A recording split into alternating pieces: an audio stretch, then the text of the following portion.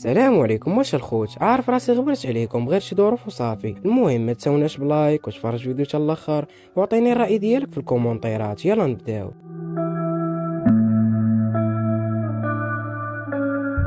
الفيلم ديالنا كيبدا مع كريد هو صغير وكنشوفو هو خارج من الدار وكيمشي عند عشيرو اللي سميتو دايما، وهنا دايما كيديماري الطوموبيل وكيمشيو للحلبة ديال المصارعه. وملي كيوصلوا كيتفقوا بلي كريد يراهن على دايما باش ملي دايما يربح ياخذوا الفلوس ديال الرهان ويقسموها بيناتهم. المهم تما دخل دايما الحلبة ديال المصارعه وكريد راهن عليه بلي غيربح خونا في الجوله الاولى وغيطيحوا بالكاو. ومن وراه كيبدا الماتش ودايما ما فاتش مع خونا دقه واحده حتى ولا كيحسب النجوم في السماء. ومن وراها رجعوا بالطوموبيل وكانوا فرحانين بالعاقه اللي دخلوا. تما كريد كيعطي دايما واحد تشيكي ديال واحد المباراه البطوله ديال امريكا، ودايما كيقول لي بلي شي نهار غادي نكون تما وغندي هاد البطوله. المهم تما واقفوا بالطوموبيل حدا واحد السوبر مارشي وكينزل كريد باش يشري شي لعيبه. تما كيشوف واحد خونا اللي سميتو ليون وكينزل عليه بالعصا وقال لي بلي انا هو كريد الا ما بقيتيش عاقل عليا ورانا ما بقيت صغير. وفي هاد اللحظه كتنتقل بين الاحداث المستقبل من بعد 15 عام، وكريد كان مشارك في واحد البطوله ديال المصارعه واللي كانت في جنوب افريقيا، وكان داير في راسو بلي هاد المباراه هي اخر مباراه غيلعبها واللي كان ضد كينغ بطل ديال العالم. وكينغ كان مسيطر على المباراه وكيدخل كريد كروشيات صحاح وكان قريب يربحو، ولكن من ظهر كريد الجوله الاولى كتسالي ومن وراها رجع كريد الجوله الثانيه وكان مركز مع المباراه.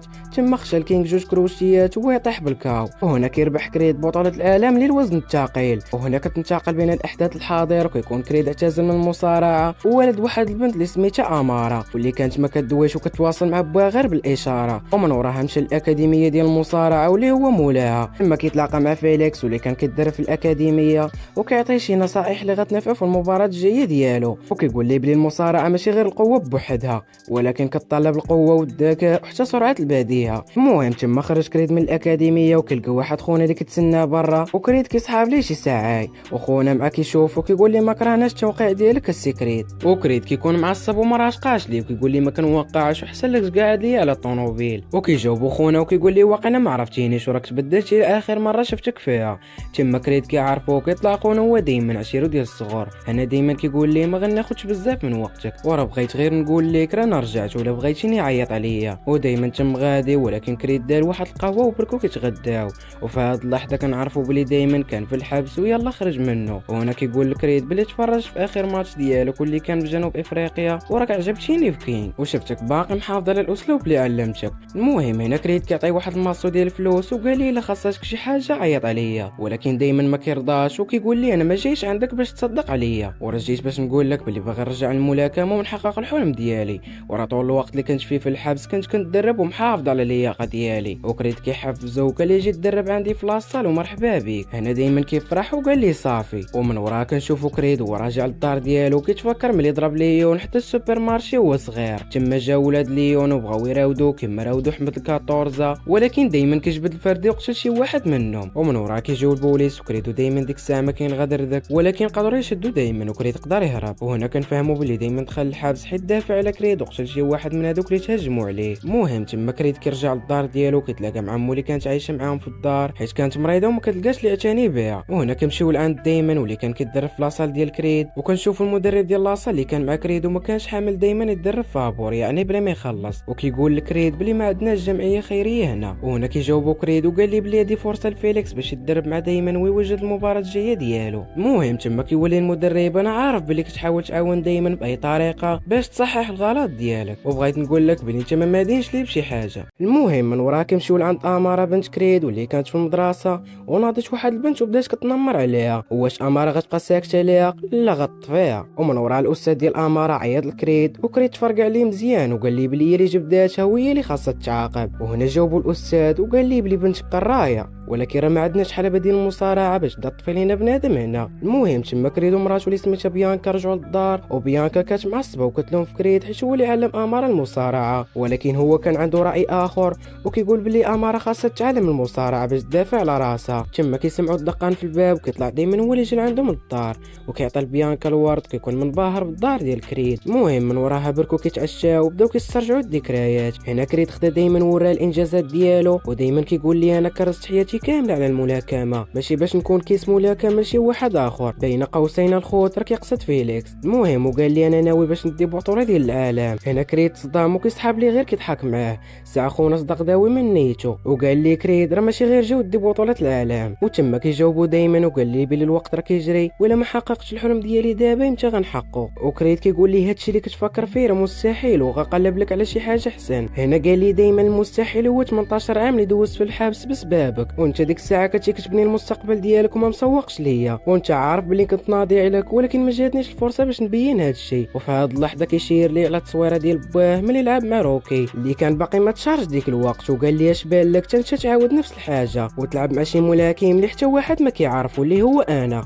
لا ماشي انا، راه بغيت نقصد دايما. المهم كريد ما وافقش على الهضره ديال دايما، ومن وراها كنمشيو لعند فيليكس واللي كان كيتدرب مع دايما. وحنا عارفين بلي التدريب كيكونوا فيه غير دقات خفاف زعما ما كيقصحوش، ولكن دايما شدد الهضره كامله ولاحه. ودخل فيليكس واحد الكروشيه تقول حالف عليه. وفي هاد اللحظه فيليكس جعر وتلاح على دايما حتى جا واحد خوتنا وفاكم. وهنا كيجي كريد وقال دايما يبدل ساعه بخرى. ومن وراها دايما هو في الطريق كيبانوا ليه التصاور ديال الماتش ديال فيليكس على بطولة العالم ويتعصب ودوز الليل كامل وهو كيتريني. ومن وراها كنمشيو لعند اماره بنت كريد اللي كانت كتفرج في الماتش ديال بوها. وكريد كيتفاجئ ملي كيلقاها وهي كتقول ليه بلي باغا تعلم الملاكمه ولكن ماما كتخليهاش. وهنا كيقول لها كريد بلي غنعلمك ولكن تبقى بيناتنا. وفي هاد اللحظه كتنتقل بين الاحداث لواحد الحفله واللي كان فيها كريد ومراته بيانكا وحتى دايما. ودايما كيمشي عند بيانكا وكيعاود لها على كيفاش دخل الحبس باللي قتل ليون باش يدافع على كريد. وبيانكا كتصدم حيت كريد ما عمرو قال لها هادشي. تما كنشوفوا واحد خونا يكتهجم على دروغو، وهاد دروغو هو اللي غيلعب مع فيليكس الماتش الجاي اللي غيكون على بطولة العالم. ومن ورا البوليس قدروا يشدوه وحتى لهنا ما كاين حتى شي مشكل، ولكن المشكل هو ان دروغو جا ارتجاج في المخ وتهرست ليه ايدو.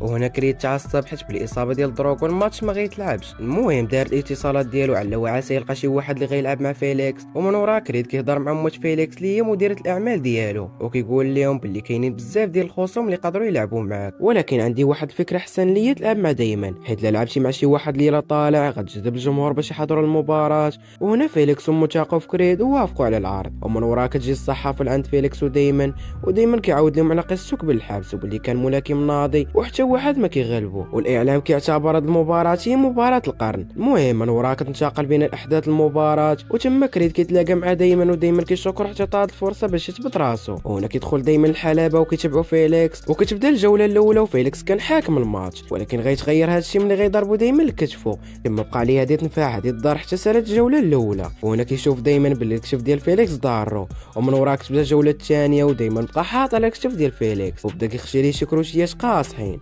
ومن ورا ضربوا بكود والحكم نقص ليه 2 نقاط حيت هادشي ممنوع في الملاكمه. هنا فيليكس تعصب وخشى ليه واحد الكروشيه دخلات ليه وجهه في وجهه. تما كيعلن الحكم على انتهاء الجوله الثانيه. المهم الجوله الثالثه كتبدا ودايما كيدخل سخون وما كاين غير الكروشيات حتى جاب الله الفرج في واحد الكروشيه اللي نعسات فيليكس دقه واحده. هنا الحكم كيعلن على الفوز ديال دايما ببطوله العالم. ومن ورا كريد كيرجع للدار كيكتشف باللي مو كتمخبيه عليه شي رسائل اللي كان كيصيفط عليه دايما من الحبس. وكريد ما عجبوش البلان وقال لها كان خاصك تقوليها ليا وراه دايما بحال خويا. هنا قالت لي غير نسى بلي خوك وراتو تصويره ديال دايما وكان معاه فيها خونا اللي تهجم على دروغو واللي بسببو دروغو ما لعبش مع فيليكس. تما كريد قصد دايما ورات التصويره وقال لي اخر مره نشوفك في الاكاديميه ديالي. هنا جاوبو وقال لي ما بقيتش محتاج لك وراه انا دابا هو بطل العالم. المهم كريد نعس الشيطان وتحرك. تما دايما بدا كيستفز فيه وكريد غيبقى ساكت لا غيرجع ليه، ولكن المشكل هو ان دايما خشى ليه واحد الكروشيه. هنا كريد ناض ومشى بحال ما واقع ليه والو ورجع للدار. تما كنشوفوا بيانكا مضروب في وجهه وسولاتو شنو وقع وقالت لي على القصه اللي عاود ليه دايما. ومن ورا الصباح بيانكا كتعيط لكريد وقالت لي بلي امك جاتها جلطه دماغيه. وتما كريد كيمشي عندها وهي كانت كتلتقط الانفاس الاخيره ديالها وهو بكى عليها شويه ومن بعد برك مع بيانكا وعاود ليها على قصه ديال ليون وقال لها هاد ليون كنا عايشين عنده انا ودايما وكان معدي علينا وكيضربنا وانا ملي شفتو ما قدرتش نحبس راسي وضربته. تما جا ولادو بغاو يراودوني ودايما جبد الفردي وتيرا في ليون. وهنا وصلوا البوليس وحاولنا انا ودايما نهربوا منهم ولكن قدروا يشدوا دايما. وكيقول لها بلي دابا انا ماشي راجل حيت دايما دافع عليا وانا هربت وخليته. هنا قالت لي بيانكا انت ديك الساعه كنتي دري صغير واي واحد كون كان في بلاصتك كان غيهرب وانت ماشي مسؤول عليه وراه هو اللي كان هاز فردي وما تسمحش ليه دمر حياتك. هنا جاوبها كريد وقال لها كاين حل واحد باش نتهنى منه هو اللعب معاه على بطوله العالم ونربحو. المهم من ورا كريد مشى لواحد البرنامج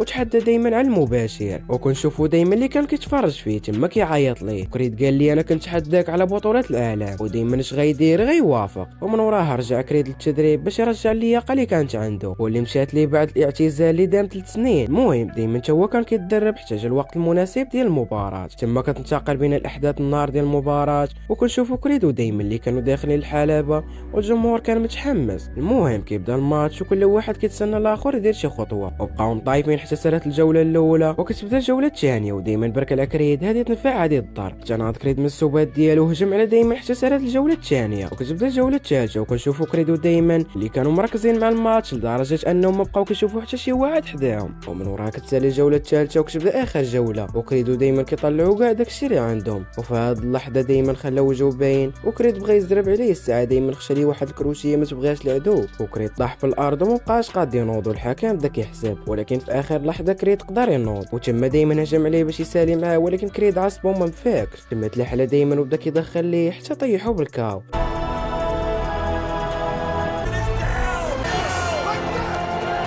وهنا غيكون دايما ربح بطولة العالم للمرة الثانية. وفي هاد اللحظة كيشوفوا في بعضياتهم، وكريد كتبت بأنه كيستاهل هاد الحياة اللي عايش فيها. ومن ورا كريد كيتلاقى مع دايما في غرفة الملابس وكيعتذر منه حيت راه خلاه، وطول هاد الوقت اللي تفارقوا فيه ما تواصلش معاه. هنا قال لي دايما باللي كنا باقيين صغار وداكشي اللي طرا ماشي بسبابك. المهم كريد كينوض وقال دايما الا بغيتيني راك عارف في غتلقاني. تما رجع للحلبة وغيلقى بنته وهي كتدرب على الملاكمة وغيبدا يعلم فيها. وهكا غيكون سهل الفيلم ديالنا. ما تنساش دير معاك لايك وسبسكرايب اللي باقي ما درتيهاش، وشي فولو في انستغرام اللي غتلقاو في الوصف.